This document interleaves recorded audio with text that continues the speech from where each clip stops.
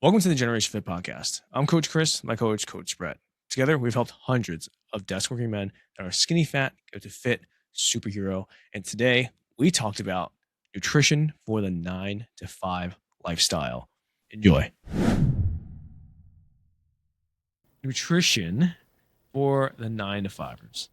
So, for you guys listening, since you are a desk working man, you either work from home, go to the office, or hybrid. Here are some of your best practices that we've seen through 12 years experience working with you guys. Now, let me set the scene though, because I think this is some things that we just have to put on the table before you blurt out and think to yourself like, oh, these guys don't know what they're talking about. They're too young. It's like, you wish, pal. We have almost 20 years experience combined together. And so the rules of the game, and it's already solidified by science. So if you don't know this, well, buckle up. Number one, calories are king. You're like, oh, God, another calories in, calories out guy.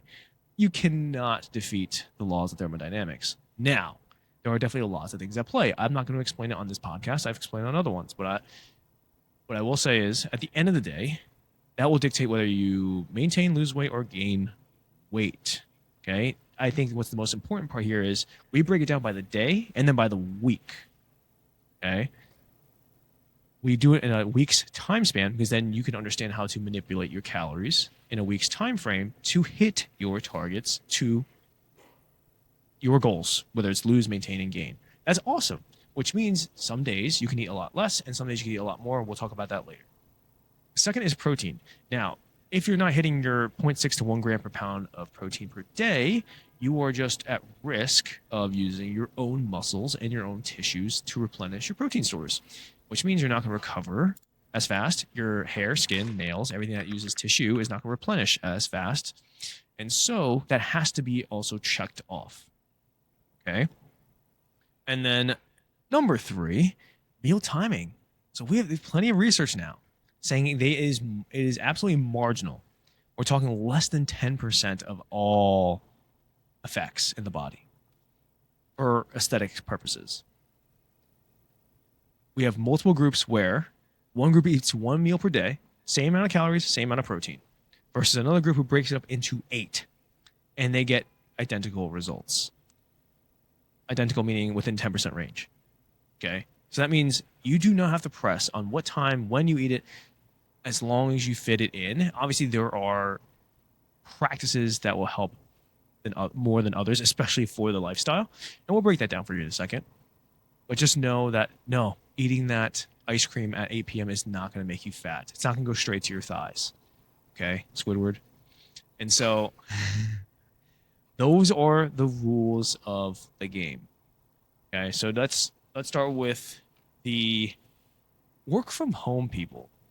So Brett, what are some of your big tips for your work from home guys? For work from home people, honestly, just like having food ready to go in your fridge is like the easiest thing in the world, right? Like having meals prepared ahead of time just doesn't have to be, I wouldn't like to say like full blown meal prep. Maybe just like having components around, just having like cooked off chicken, chopped up, maybe portioned, and then having, you can make a salad, you can make a sandwich, just like whatever. Things within like this range. It gives you a lot more breathing room, and it makes it a lot easier to have your prepared meals rather than having to go out and get something, right? One of the biggest obstacles for people is like having the convenience of having your food ready to go. As soon as it becomes more convenient to go out and get something else rather than to have the food you have in the fridge that's healthy and lean and goal oriented, that's what you default to. Happens to me all the time. Is like if I don't do my meal prep on Sunday, Monday comes around, I'm like, I could cook my chicken and my sweet potatoes and my broccoli, or I could go get a pizza. And the pizza's faster. So guess who's getting pizza? This guy. So number one is having food ready to go for you is my default option. How about you, Chris? What do you think? Yeah, so work from home, besides having it prepped, and we'll talk about it, I think it will go generally across the board. So I think specifically for work from home is emotional eating. And I think that's the biggest portion for you guys because it's like you have the luxury and the convenience of just walking to your kitchen or pantry and grabbing something super easy. And being that you're at home, all you have to do is just get a little bored, tinker away in your head, and next thing you know, you have a sleeve of Oreos going down esophagus. So, work from home people, the biggest strategy has to be getting rid of most of your snacks as much as possible. Like if you have kids, it's like maybe keep theirs around just for them, but like put them somewhere far. I would say drinking a lot of water first if you have any cravings, then chewing a piece of gum. And then if you still want it, then you can have it. But that's after you drink like 16 ounces of water, 2 cups, on top of chewing gum for 10 to 15 minutes. That usually will suppress it. And I'm telling you now, working with work from home people for many, many years, that usually stops them the most because it's just an emotional reaction to something, whether it's like your boss yelling at you from work, PTSD from the Microsoft Teams ring, or the Slack notifications, the taps. And so if you're able to prevent you from doing that, you're already one step ahead from stress eating. Okay. And then what Brett's talking about is prepping, which we'll get to in a little bit.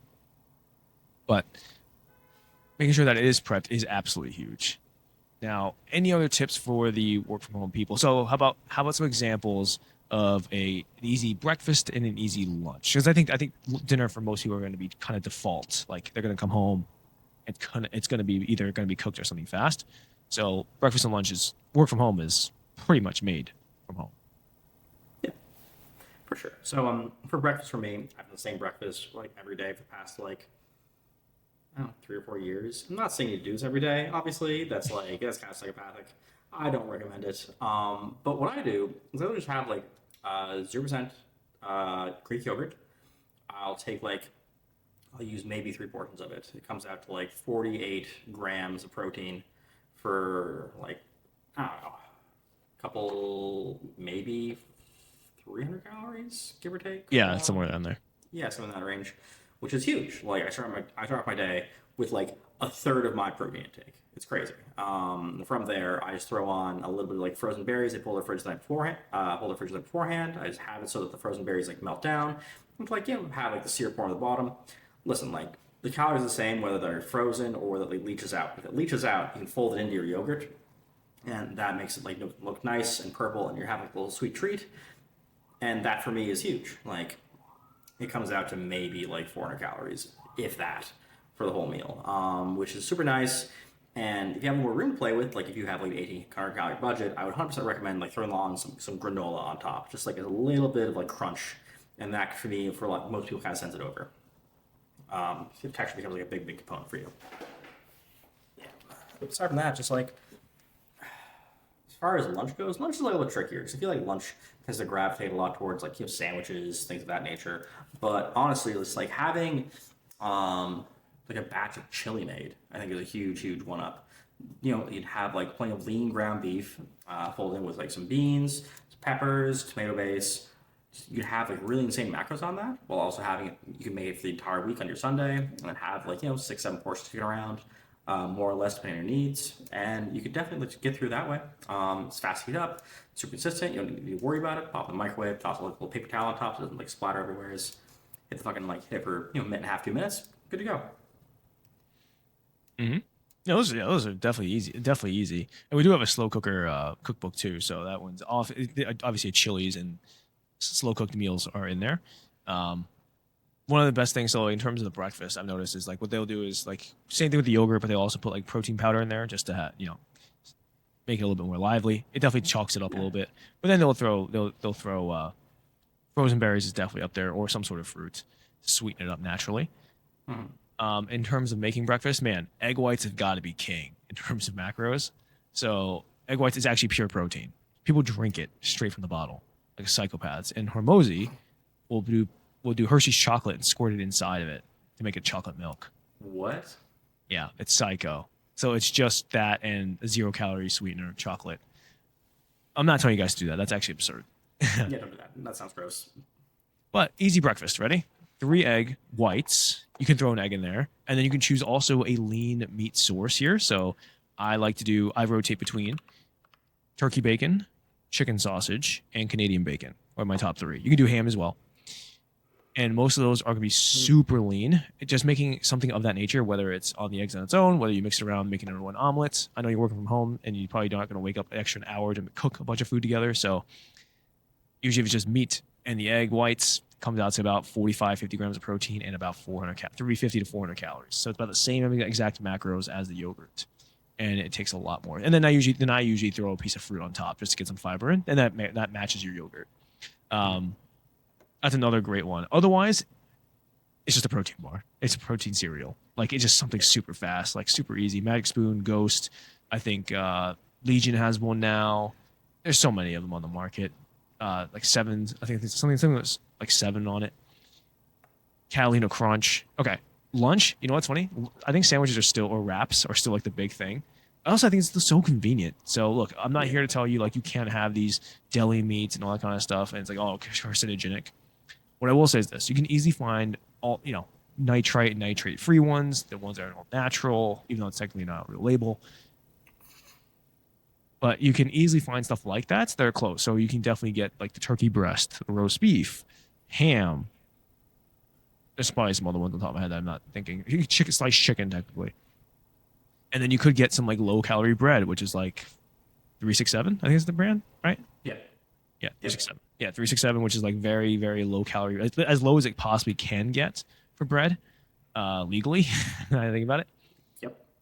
And then you can load up with obviously any vegetables that you like. It'll be like no more than like 50 calories unless you throw like a bunch of carrots on there for some reason. Which wouldn't be a sandwich, psycho. But after that, I mean, that's what? If the bread is at most combined total of 200 calories at most, then you have 300 calories worth of meat, veggies, and some sort of sauce that as long as you don't joust mayo or Thousand Island dressing on, that's like 600 calories for about 50 grams of protein, 40, 50 grams of protein. That's a thick ass sandwich too. We're talking like double stacked, like to my eyes, which aren't that big, to my chin. Like that's a good amount of size. Like that's like a huge bite. So you're telling me you have the yogurt for that for breakfast, and then you have this for lunch. Like you're going to be pretty damn full of eating anything. And what's funny is my sandwiches, I'm a big fan of balsamic vinegar. Huge fan. It's only like 10 calories per. I just use spray oil to make it thicker, like spray oil, and then because if you just dip it, like if you just balsamic vinegar on it, it just slips off. It doesn't like nothing absorbs it besides the bread. So then I put spray oil, and then it like at least coats it a little better. I don't know. Maybe that's just me subjectively. Sure. No, that's fine. I dip it. Yeah. Regardless, that's what I do. But otherwise, I use like low calorie barbecue sauce from like G Hughes if I do like roast beef, and I use like the barbecue sauce that way. But that's super easy. And just remember, like the guys that listen to this, yes, they're usually busy. They usually are working like 8 to 12 hours a day. They come home and they're like, or after work. So that's why I'm trying to think of the most convenient and fast ways to do this. All right. So for dinner, I mean, this is technically within the default meals. So I think it's more, how can we break it down so that they don't, when they come home from work, that they're not always scrambling for dinner. I guess it's work from home, so I guess you can make dinner. So what would be like a go-to setup for these guys? For dinner, like go-to setup, honestly, like depends on the kind of person. Personally, like I'm huge on recommending like just fresh fish. Fresh fish is like always going to have like some of the best macros possible. It's just like white fish is so like lean while also being like super heavy in the protein. If you're into that, tastes really good. For sure. It's like a quick little pan seared like tilapia. It's kind of like an easy go-to. Serve with like your choice of like veg, some rice, off the races. Super easy, super quick. Honestly, like you can even use like the frozen vegetables that you want to. Just like rice cooker, frozen veg, boom. Pan seared tilapia takes you maybe 5 minutes. Honestly, just to get a quick pan. Hello. Yeah. Get a pan sear on that, easy like minute per side for a nice piece of tilapia. You're good to go. Yeah, the whitefish, all the whitefish are great. It's just, I mean, at that point it comes to price, but a lot of guys listening don't really care too much as long as they're getting their macros in. So, I mean, mahi, cod, tilapia. I'm probably missing a bunch. I guess snapper, but that's not like usually like people cook snapper. I mean, like CJ just made some snapper tonight. Apparently, yeah.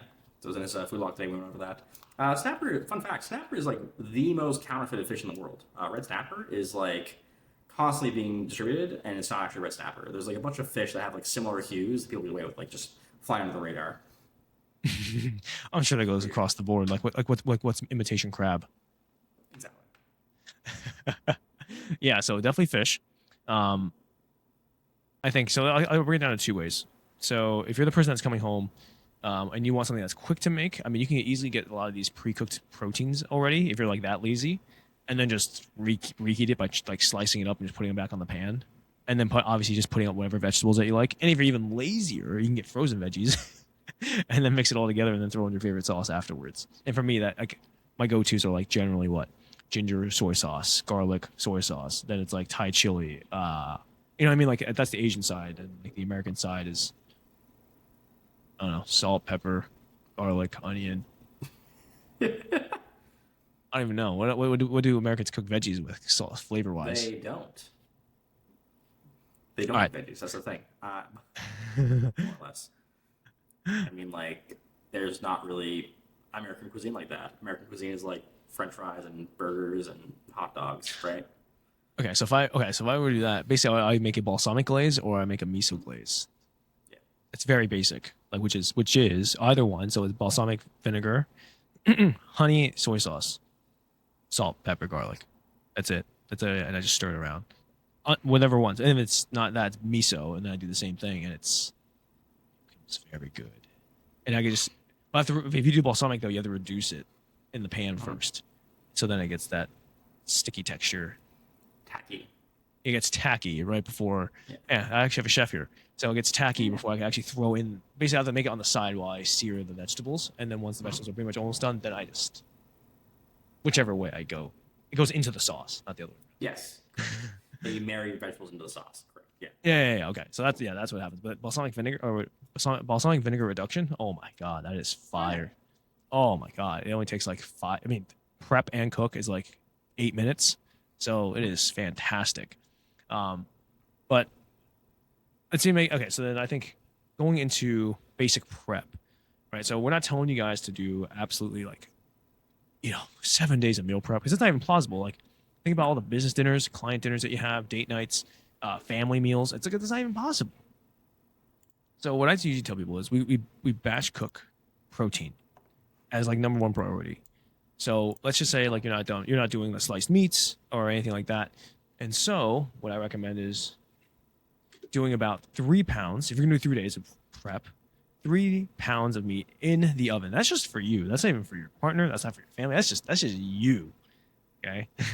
So something very, very basic. Watch this. Let's say boneless, skinless chicken thighs. You can use drumsticks. You can use breasts, whatever one you choose, or fish. It doesn't matter. In the oven, basic seasoning. While doing so, you can easily cook some sort of ground meat on the stovetop. About the same thing, about 2 to 3 pounds worth.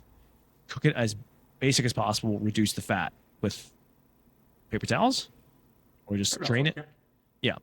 Yeah, Yeah, strain it out. Dab down paper towel at the end for sure. yeah, it's definitely gonna be a little drier. So here's what you can do now. Now you have two meats that are completely basic, and all these become interchangeable. Meaning, if I have, let's say, 93.7 ground beef up top, and then I have chicken drumsticks, that means when I reheat it, I can also lazily put on whatever sauce I'd like. So if it's, let's say, the chicken, I can rotate it between Mongolian, barbecue, sweet and spicy barbecue, sweet Thai chili. Like I can just keep going, Jamaican jerk, right? And then I can just put it on after I reheat it, so I never get tired of the taste. And then same thing with the ground meats. You can make it into a meat sauce in the time being. You can put it into something over rice / or cauliflower rice, and make your own sauce with that too. But you see what I'm saying? Like if you have the base, it's so much easier to pair the carb next to it that you don't have to worry about it. And also, you should just get a rice cooker anyways, because then you don't have to worry about rice ever again, or a bunch of cauliflower rice, because then all you do is microwave it or sear it on the pan real fast. You see what I'm saying? But I think most people, when they come to us, they're like, "Oh, I have to do all this prep. I got to think about all this." I'm like, "No, you just once you get the meat down, like everything else follows with it." So if you choose like sliced deli meat, you know what carb has to come with it. If you have like chicken or ground beef, it's like you can make a bunch of stuff. You can make tacos with that. You can make or taco meat. You can make meat sauce, right? And like you can just get a lower calorie meat sauce and just let it simmer in the sauce, like a pound of it, and then you will actually get the juices back into it or the flavor back into the meat, which tastes great. And so if you had that, ate half a pound at every meal, I mean, that is simple. It doesn't take long. That's literally what I did at Hoboken. I told you that, right? I did that in Hoboken nonstop, and that was like my way of just eating, kind of like rotating different types of meats, because drumsticks are only like 99 cents a pound to $2 a pound, and then boneless skin the size were like $4. So I just like kind of rotated them out, and then ground beef. Well, Brett knows I had a ground beef pound every single day Yeah. because I would buy it on sale in bulk. So if once it got under $5, like around $5 a pound, I would snatch that. I would buy like 10 of them in a row and eat five to six every single week. It was something absolutely absurd. But you see, like that's kind of the point. Like I want this to be like almost like a math equation for you guys. Like because I think most of the guys that we do have are more analytical. And so they're just like, okay, how many members of this do I need? How many members of this? And we do have a whole meal prep guide to this. But basically speaking, if you just had half a pound of meat at 2 meals of the day, and then you fill the rest with protein snacks, shakes, yogurts, jerkies, whatever, that's about 150 grams in a whole day, which is for most of you that are skinny fat, that is more than perfect. Unless you're above 200 pounds, in which case you probably need to get up to close to like 180, 170 to 180 grams of protein, in which case we probably advocate for a little bit more meat. But think of it this way, like that's not that bad at all, right? Not doable whatsoever. It just needs some sort of preparation. We're not saying meal prep. We're just saying just get the protein down, get some sauces. And then if you hate microwave veggies like I do, then either you can blend some, or I'd rather you eat some like raw veggies and fruits on the go. Like, what's wrong with carrots? Eat some carrots and hummus or something. Hummus is also very low calorie, generally speaking, as long as you don't get the crazy preservative ones. But all right, how about breakfast for the on the go to the office? What's your recommendations? Protein bars, chopsticks, just like easy, fast. It's there for you. You have to prepare it. That's like the main thing, right? It's like if you're on the go, if you're that busy, if you don't have time to stop and do anything, having preloaded protein snacks, like just in your bag for work, in your car, wherever, that's gonna be like the easiest, most seamless way to make sure you have something at any given point in time, right? Like, is a protein bar and black coffee a glamorous breakfast? No, not really. But we're not really here to be glamorous, right? We're here for the goal of losing weight, of getting stronger, of building more muscle, and like this is something that endorses that goal, right? Like the protein bar is going to be very satiating. Protein is huge for satiation in general, and the black coffee also is a diuretic. It's also going to keep your appetite down. It's going to keep you full, quote unquote, for like a good few hours, just based off those two things alone. And having access to them at all points in time, without having the need to like stop and prepare them and do all this rigmarole where you have to like, oh, I gotta my pan on, my egg whites, I gotta make my little yogurts, the parfait thing. Any of that, just out the window, just like you're right there. It's done. It's perfect. That's my go-to. Yeah, I 100% agree. I mean, think about it. The average person that we talk to, so they commute to work, so they're driving 90% of the time. Some of them take a train, but what will they do is they'll probably stop at what? A drive-through Starbucks or a local coffee store. What would they usually get? A muffin, right?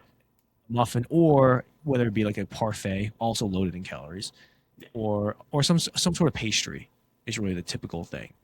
Pastry, granola bar of some sort. So if you just replace that with let's just say, I mean, Quest actually has a pretty good one, blueberry muffin bar. Like out of all the bars, that's probably one of the better ones. Yeah, I'm not the biggest fan of their chocolatey side, vanilla chocolatey side. Like it's okay, but the blueberry muffin and the white raspberry chocolate or white raspberry is got to be one of the best I've seen. Like that's pretty damn close to what you'll get in terms of a good protein bar, 200 calories, 20 grams of protein, and tastes pretty damn good. Otherwise, Bear Bell is fantastic. Still my number one choice. All right, so on the go. So this is also where you're like, okay, if I'm super busy, you could technically have like overnight oats. It's okay, but that means you have to prep it. Not the biggest thing in the world. I recommend. If you're like gonna go get it on the go, or like you're about to leave for work, dude, Greek yogurt or magic spoon cereal, right? Like you can easily just have that right before you go. If you're gonna have something before it, and then Brett nailed it on the head, just get that. Just literally have protein snacks on the go. All right, for lunch, corporate lunch. This is where it gets interesting, huh? Because okay, like let's just say you don't control the lunch, because I think we kind of nailed it. It's either default meal or you kind of just bring your own sandwich, wraps, right? Something simple, right? I think corporate lunch is where it gets a little tricky, because imagine they're the ones that are bringing it out. So for example, what would they do is they'll bring like an entire tray of sandwiches. That's a little bit easier. You just do get like a whole foot long worth of subs, and then you only eat the inside for like I would say like 5 to 6 inches at most, and that's about 700 calories, 60 grams of protein, depending on how much sauce you put on, and cheese, generally speaking. But let's just say they bring like the local Chinese, the local Indian, the Indian food, the local Mediterranean, Greek, right? I mean, the thing is, all of them are usually jousted in sauces. So you're like, okay, well, how do I navigate that? And generally speaking, it's just like I would honestly like spend all my time fishing for the proteins. I would pretty much ignore everything else. I would just dive into the proteins, the leaner ones especially. Like the for Greek, going for like the shawarma or the kebab, whatever is like anything rotisserie with like generally speaking a lower fat content is kind of my go-to. Even though this is gonna be doused in sauce and spices, I would focus mostly on that, right? Like having a few of the less worked vegetables on the side as well. Like I know like most Greek food comes with like they have some lettuce, have some tomato that's relatively untouched. That as a side dish, just make sure that you have like some amount of like spread of flavors and texture profiles. Kind of good to go to. That's fine. For Chinese food, then you're looking at like again, just like looking at proteins, right? Like looking at the beef and broccoli, which the proteins you're choosing for is a lot based on like what the sauces are as well, right? Like so for Chinese food, I'd recommend staying away from the stickier sauces. Staying away from things like the orange chicken or the General Tso's or whatever, because those things are like full of sugar. Sticking with the ones that are more like poached, things like the beef and broccoli, things like the, even the pork ribs aren't too bad. Those kind of things will have less caloric like carryover from the sauce, just by nature of not having everything like adhered to it by sugar, right? So, like that's kind of my go-to for that kind of thing. For those types of meals. What do you think, Chris?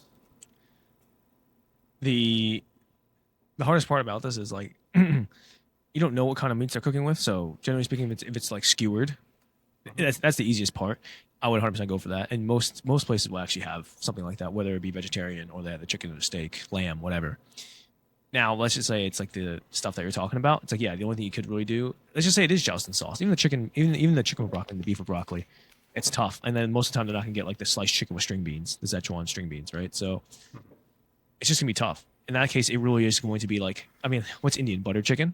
So if you get like the like Americanized, Indian's so bad. It's like it's the worst cuisine possible for weight loss. Indian's just nothing but fat and carbs. It's crazy.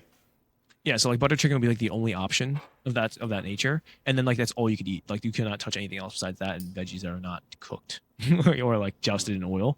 That'd be like the only thing you could get, and you'd still need about 2 handfuls, and I would still estimate that about 800 to 1,000 calories. Like that because of how much ghee, oil, sauce that they use, because they don't care about how much they put in, and then they blame the genetics, and it's not true at all. It's just because the way they cook it is so much. And I've obviously lived with them, and I have a couple of best friends that are, and I've seen how their families cook. It's kind of crazy. But Asian definitely more manageable. Like usually if it's big trays and getting catered, you don't really have much of a say. So like chicken with broccoli, beef with broccoli, or sliced chicken with string beans is probably your best go-tos overall. If sandwiches are easy to navigate, we just mentioned.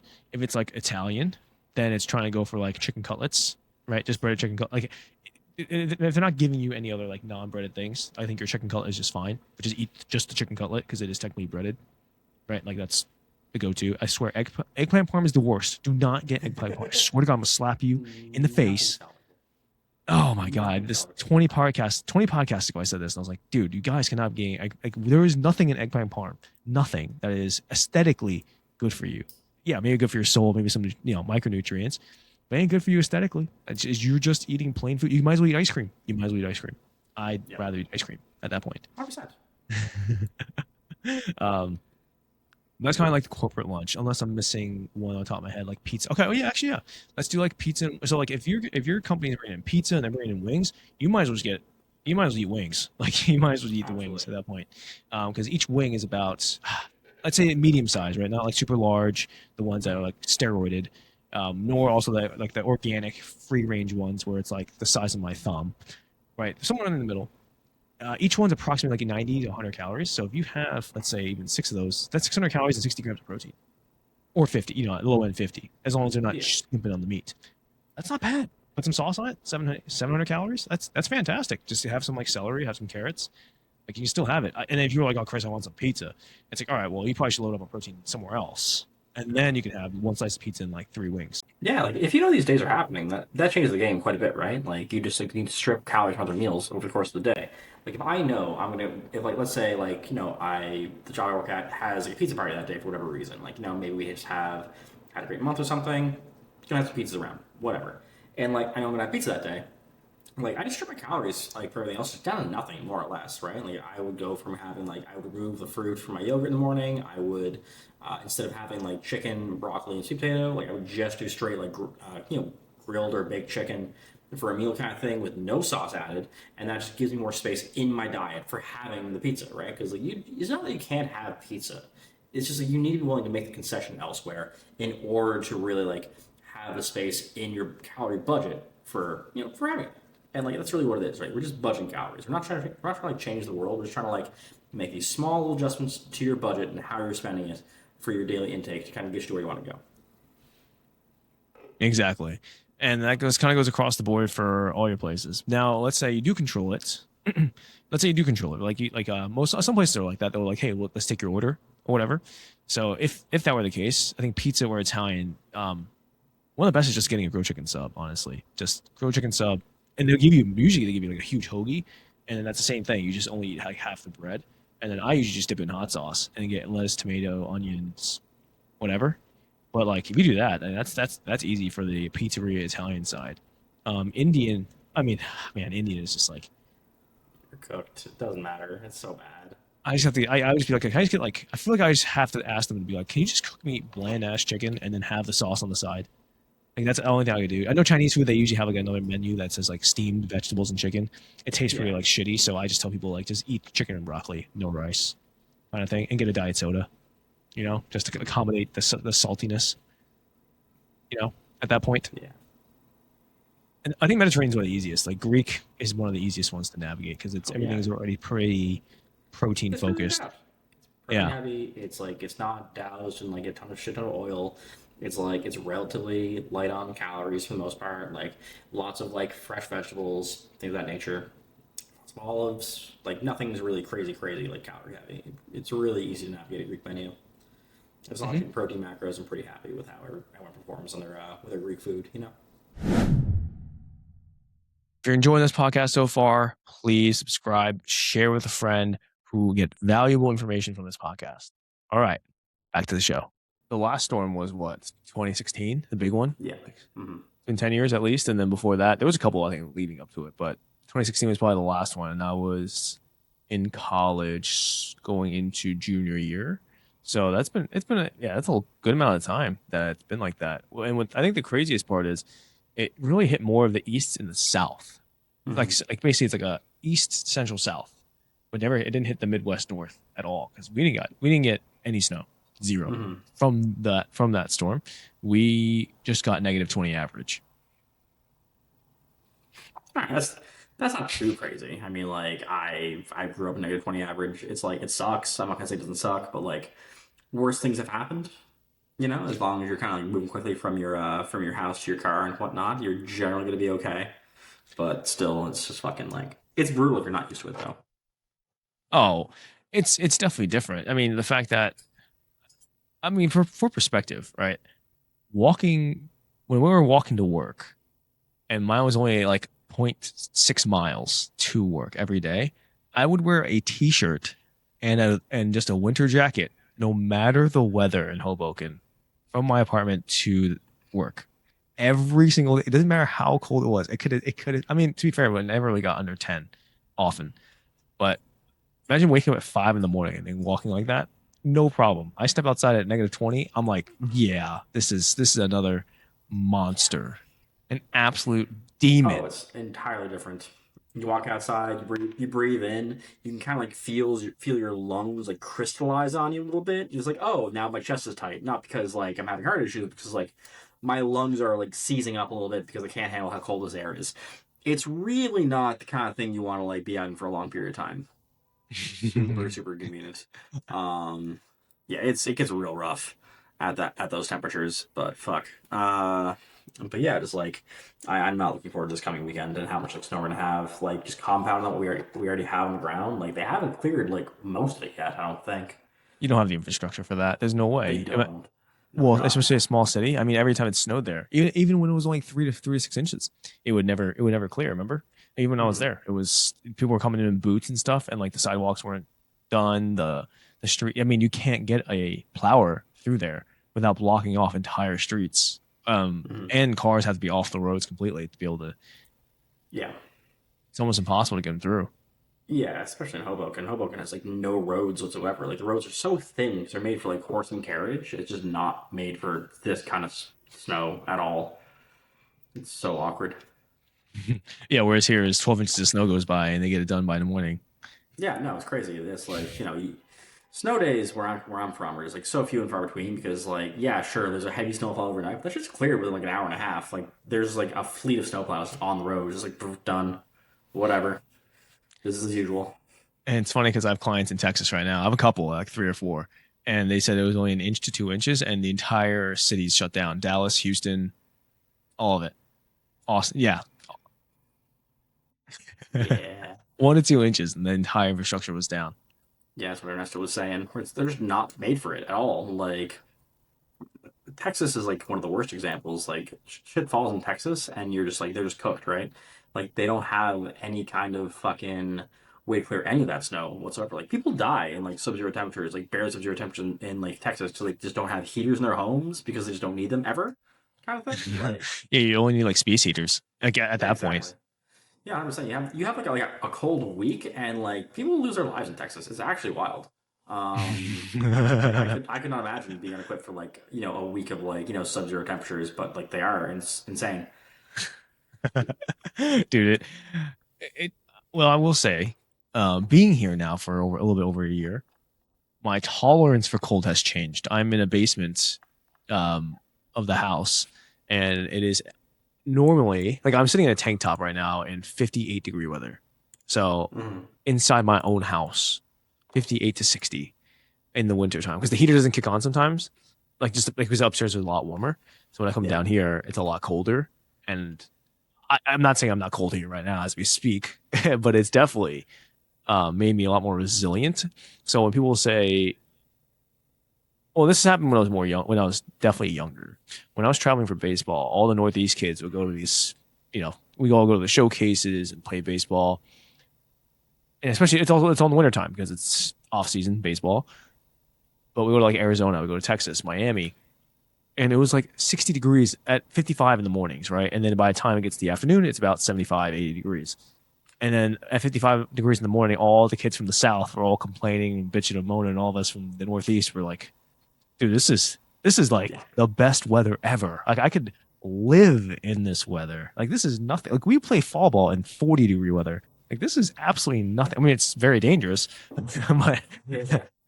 I mean, your arm might pop off, but hey, like the difference is the resilience. So, like I can't imagine like right now, like having Elias out there in Minnesota, and then if I raised him in like a southern state, how much of a wuss he'd be.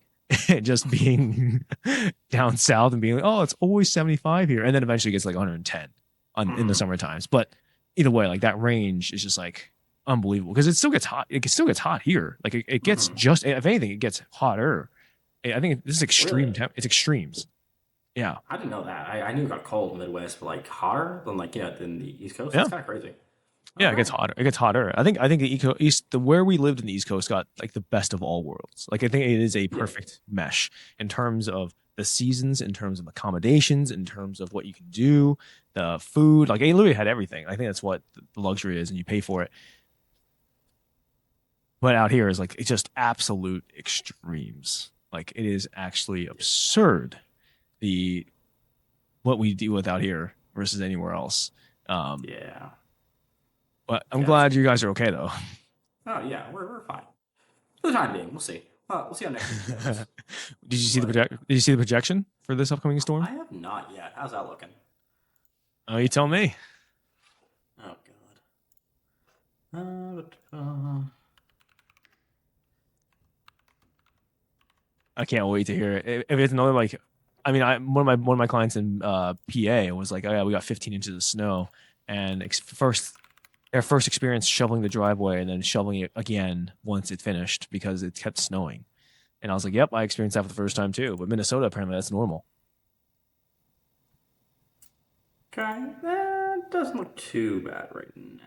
What we got? How bad is it projecting, even on prediction? It's not too bad. It's like it's not saying anything right now. Actually, maybe calm down. Maybe they decide to chill out a little bit. It was supposed to be another heavy snowfall. Right now, it's just looking like partly cloudy on Sunday. Yeah, we're fine. So fine right now. Oh, okay. That's it. Yeah. Okay, I there was like some hullabaloo earlier this week about like another snowstorm expected kind of thing. We have like some snow showers coming like on next Friday kind of thing. But this is whatever. This is so minimal. All right, never Yeah, that did. mind. I did hear about another one coming through, but I'm glad you guys aren't. Yeah, Uh, I think uh, but in other news, did you hear about the fiasco with the David bars? no, I did not.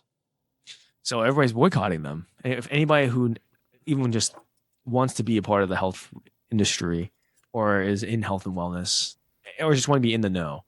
So I guess for our viewers, so David Bar is one of the most revolutionary protein bars. It was the first of its kind to use EPG because it is a synthetic, almost it's the equivalent to 0 calorie sweeteners for sugar, but for fat. So it's like a very low calorie fat.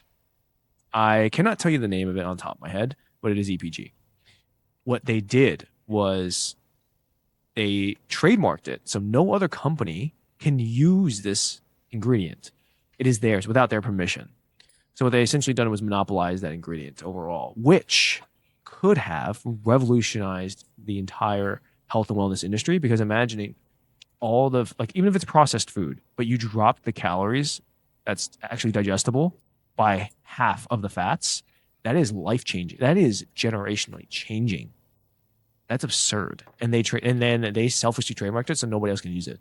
So now we have to find another alternative to be able to use it. There were companies that were using it, like at the interim, but they are the ones that trademarked it. So now it is blowing up on the internet, and people, including me, including myself. One of my guys actually recommends the David bar because I was like, oh, these are the best macros. Hence why I said revolutionary. Because I think it's 20 grams of protein for like 220 calories, right? It's like better than 1 to 10. It was It's something better than ridiculous. that. Yeah, Yeah, yeah. it's even better than that. Yeah, so it's something absolutely ridiculous. It might be like 180 calories. Um, but in doing so, I think that's the most selfish thing I've ever seen in my entire life. Look, the whole point is that even if they are able to legally, that is morally, I think, like ridiculous. So I'm not against it, right? It's part of the capitalism system. But how we fight back is we just don't buy it.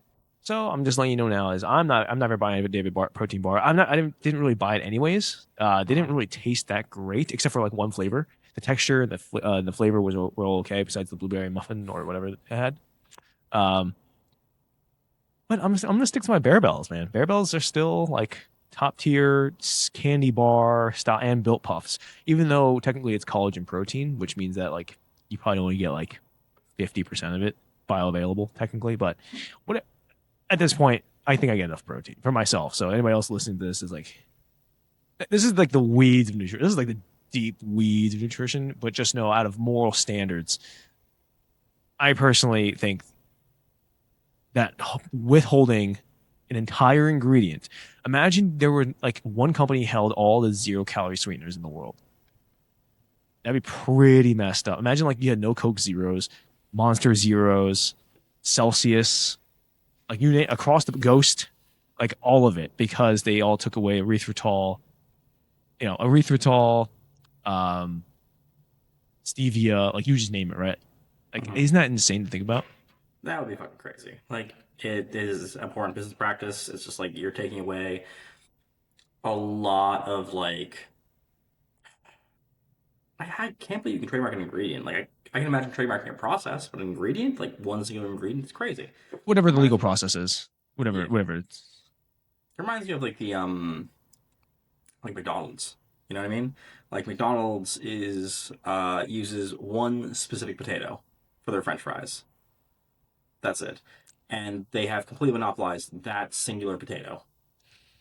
You can't find that potato elsewhere. You don't even know what it's called, and like they just have it shipped right from farms to their processing plants, and that's it. No one else can use that potato. They just own all the farms for it. Wow. I mean, to be fair, I don't think. I mean, I like their fries. I never thought I would just sit there and eat only those fries, but I mean, it is nostalgic when I do eat it. So it's pretty cool to know that they have completely monopolized that process and that Yeah. potato, that one Oh yeah. singular potato. Yeah, Uh, for sure. no, Really, you don't love McDonald's French fries? McDonald's is like the perfect French fry. It's so no, good. no, I, Are you no, kidding no, me? I like it. No, Yeah. 100%. I like it. I think Yeah. now that I feel like when I eat certain foods, if I feel like I think the hierarchy is there in my head. So it's like Hmm. if it tastes good, but I feel good afterwards and I don't blow my brains out in the bathroom, that's like the 3 tier system. And Oh I think yeah. it's I eat it and then I feel like shit. Like actually, like I get like brain fog and like lethargy, and then I blow my Mm. brains out. So it doesn't pass the other two. But taste wise, yeah, when I'm eating, I'm like, oh, yeah, this is great. And then like afterwards, I'm like, all right, bathroom time, and it's just like a fire hose. So Mm. like I have a hierarchy now of which I way see. I rank food by that 3 step process. Because Fair if enough. something tastes, because what happens if something tastes so good, but every time you had explosive diarrhea, painful explosive diarrhea, like that's Yeah. I mean, that's kind of what happened to me. Fucking like in carbonated things, I can't drink like pop anymore, so I just don't drink it because it's actually painful to drink. So yeah, that makes sense. Like, how good does something need to taste for you to like overcome actual physical pain? And it has to be pretty fucking good, you know? yeah. So I mean, I'm not saying I happens to me every time with McDonald's. I'm just saying like I'm playing with fire. That's Yes. really what it is. And I'm like, do I want to gamble with that? I mean, Mm. I even eating like power greens, which is like kale, spinach, and collard green or whatever collard greens, and it was like a day, probably a little bit past freshness, not even on the bag, just you could tell. And like I was already backed up for like a day, and I was like, how is this even? Or a couple hours. I was like, this is crazy. But obviously I could tell because I eat the same stuff pretty consistently. Thank you for watching this podcast. If you enjoy this podcast, please subscribe. Follow us on my Instagram. Mine is Coach_Grizzly.